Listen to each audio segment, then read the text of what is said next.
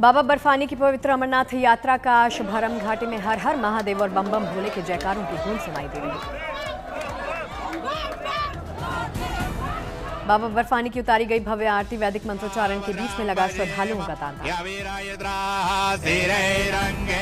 भगवान भोलेनाथ के हिम स्वरूप को देखने के लिए श्रद्धालुओं में जबरदस्त उत्साह। बाबा बर्फानी की भक्ति में झूम रहे श्रद्धालु।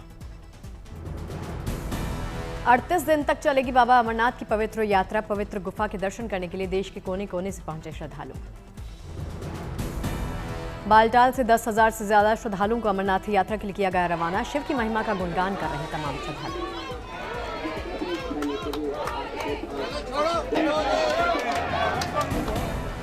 चारधाम यात्रा को लेकर श्रद्धालुओं का जोश हाई। अब तक करीब 37.5 लाख श्रद्धालुओं ने किए दर्शन पूजन।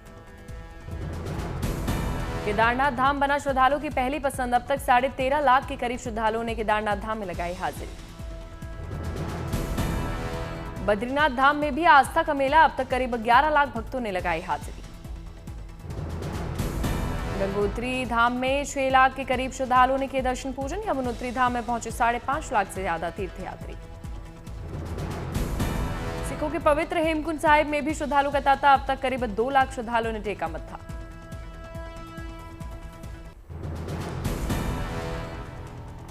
रुद्रप्रयाग में 40 श्रद्धालुओं का सफल रेस्क्यू हुआ। सोनप्रयाग स्लाइड जोन में फंसने के बाद एसडीआरएफ की टीम ने रास्ता बनाकर सुरक्षित उनको बाहर निकाला। चमोली कर्णप्रयाग के पास बद्रीनाथ हाईवे पर लैंडस्लाइड, यातायात पूरी तरह से बाधित हुआ। रुद्रप्रयाग में उफान पर अलकनंदा नदी किनारे स्थित शिव मूर्ति पानी में डूब गई।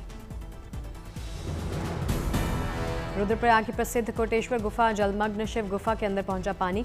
अलकनंदा नदी का दिखा रौद्र रूप।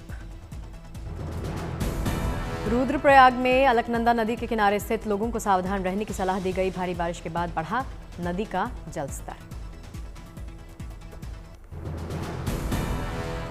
प्रधानमंत्री नरेंद्र मोदी के घाना दौरे का दूसरा दिन पीएम को घाना के राष्ट्रीय सम्मान से किया गया सम्मान। घाना के राष्ट्रीय सम्मान से सम्मानित किए जाने पर पीएम मोदी ने जताया आभार। कहा 140 करोड़ भारतीयों की ओर से स्वीकार करता हूं सम्मान। घाना और भारत ने अहम समझौतों पर किए हस्ताक्षर। जुबली हाउस में दोनों देशों के नेताओं के बीच द्विपक्षीय बैठक। भारत और घाना के बीच हुए 4 अहम समझौते। पीएम मोदी बोले मिलकर आतंकवाद के खिलाफ काम करेंगे।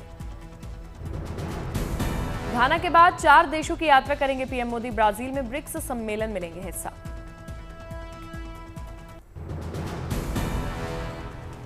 चीन के हुनान और हुबोई प्रांत में भारी बारिश के बाद बढ़ा बाढ़ का खतरा। राहत बचाव कार्य में जुटी टीमें। चीन में 18,000 लोगों को सुरक्षित जगहों पर पहुंचाया गया। लोगों को बचाने की मुहिम तेज है। रिहायशी इलाकों में भी भर गया पानी। तुर्की के जंगलों में लगी आग। 60 किलोमीटर प्रति घंटे की रफ्तार से चलने वाली हवाओं से आग बुझाने में आ रही दिक्कत। तुर्की के इज़मिर प्रांत के जंगलों में लगी आग हेलीकॉप्टर की मदद से बुझाई जा रही आग। जर्मनी में रिकॉर्ड स्तर पर पहुंच रहा तापमान। बर्लिन में गर्मी ने बढ़ाई श्रमिकों की परेशानी।